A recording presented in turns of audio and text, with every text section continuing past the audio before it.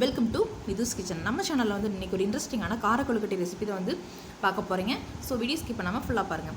ஒரு அரைப்படி அரிசி வந்து ஒரு அரை மணி நேரம் ஊற வச்சு எடுத்து இந்த மாதிரி கிரைண்டரில் போட்டுக்கோங்க.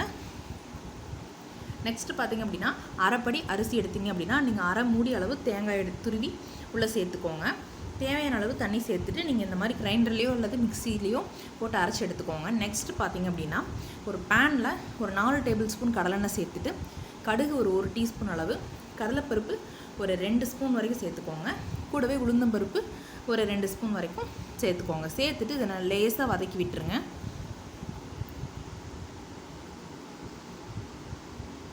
நெக்ஸ்ட்டு பார்த்திங்க அப்படின்னா வரமிளகாய் எனக்கு கறிவேப்பிலை வந்து கட் பண்ணி எடுத்து வச்சுருக்கேன், அதையும் சேர்த்துட்டு கூடவே பெரிய வெங்காயம் வந்து ஒரு 4-5 பெரிய வெங்காயம் வந்து பெரிய சைஸாக இருந்துச்சு, அதை வந்து கட் பண்ணி எடுத்து வச்சுருக்கேன், அதையும் உள்ளே சேர்த்துடலாம்.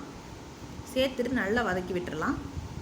இந்த வெங்காயம் வதங்குற அளவுக்கு மட்டும் நீங்கள் உப்பு சேர்த்திங்கன்னா போதும். மற்றபடி நீங்கள் வந்து மாவு அரைக்கும் போதே உப்பு சேர்த்து அரைச்சி எடுத்துக்கலாம். கூடவே கொத்தமல்லி இலையும் சேர்த்து நல்லா வதக்கி விட்டுடலாம். வெங்காயம் வந்து முழுமையாக வதங்கணும் அப்படிங்கிற அவசியம் இல்லை, ஒரு 3/4 வெந்து வந்திருந்தாலே போதும். இந்த கொழுக்கட்டை ரெசிபியை வந்து நீங்கள் இந்த விநாயகர் சதுர்த்தி அன்னைக்கு மறக்காமல் உங்கள் வீட்டில் ட்ரை பண்ணி பாருங்கள், ரொம்பவே நல்லாயிருக்கும். அண்ட் தேங்காய் சட்னி கூட இதை வந்து சர்வ் பண்ணிங்க அப்படின்னா ரொம்ப டேஸ்டியாக இருக்கும்.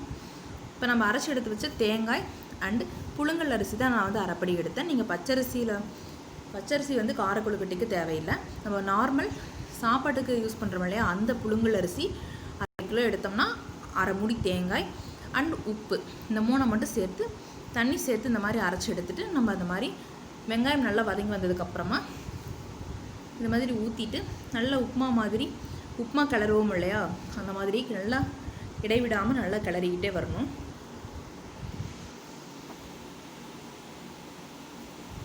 மாவு வந்து தோசை மாவு பதத்துக்கு இருக்கலாம், அதை விட நீங்கள் தண்ணி எக்ஸ்ட்ரா சேர்த்து அரைச்சாலும் அரைச்சிக்கலாம், ஒன்றும் தப்பில்லை.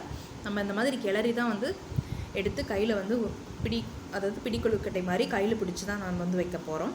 அதனால் தண்ணி எக்ஸ்ட்ராவாக சேர்த்து அரைச்சிருந்தாலும் ஒன்றும் தப்பில்லைங்க.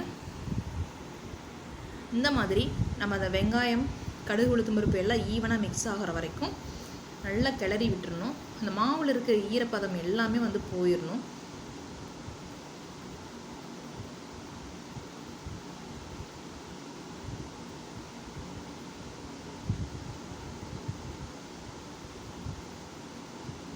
இந்த கார கொழுக்கட்டையை பொறுத்த வரைக்கும் நம்ம வந்து மார்னிங் பிரேக்ஃபாஸ்ட் டைம்லேயும் வந்து அடிக்கடி செஞ்சு சாப்பிட்லாங்க. விநாயகர் சதுர்த்தி அன்னைக்கு மட்டும்தான் நம்ம செஞ்சு சாப்பிட்ணும் அப்படிங்கிறது இல்லை, மற்ற டேஸில் கூட நம்ம இடைப்பட்ட நாட்களில் நம்ம செஞ்சு சாப்பிட்லாம்.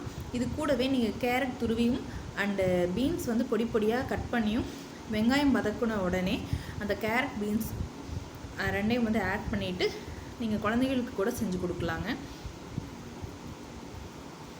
இந்த மாதிரி மாவை வந்து நல்லா திரண்டு வந்ததுக்கப்புறமா ஸ்டவ் ஆஃப் பண்ணிவிட்டு எடுத்து வச்சுட்டு கொஞ்சம் ஆறுனதுக்கப்புறமா கையில் வந்து பிடிச்சி வச்சிங்க அப்படின்னா ரெடி ஆயிரும். நம்ம கொழுக்கட்டை மோல்டு இருக்கும் இல்லையா, அதெல்லாம் யூஸ் பண்ணவே தேவையில்லைங்க. கையிலேயே வந்து நம்ம பிடிச்சிட்டு இந்த மாதிரி இட்லி பாத்திரத்தில் தண்ணி ஊற்றிட்டு கீழ் பிளேட்லேயும் மேல் பிளேட்லேயும் வச்சு எடுத்தோம்னாவே ஒரு 50 மினிட்ஸ் வேக வச்சு எடுத்தோம்னாவே நம்மளுக்கு சூப்பரான ரொம்ப டேஸ்டியான கார கொழுக்கட்டை வந்து ரெடி ஆயிரும்.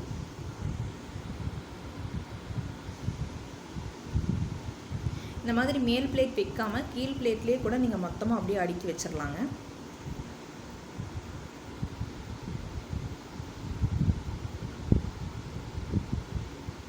இந்த மாதிரி கையில் பிடிச்சி வச்சு அந்த கொழுக்கட்டையெல்லாம் அடுக்கி வச்சு ஒரு 15 to 20 நிமிடம் வரைக்கும் நம்ம நல்லா ஆவியில் வேக வச்சு எடுத்தோம் அப்படின்னா ரொம்ப சுவையான கார கொழுக்கட்டை வந்து ரெடி ஆயிரும். இந்த விநாயகர் சதுர்த்திக்கு மறக்காமல் நீங்களும் உங்கள் வீட்டில் இந்த ரெசிபியை ட்ரை பண்ணியும் பாருங்கள். அண்ட் இறைவனுக்கும் படைத்து வழிபாடு செஞ்சுக்கோங்க. தேங்க்யூ. மறக்காமல் மிதுஸ் கிச்சன் சப்ஸ்கிரைப் பண்ணிக்கோங்க.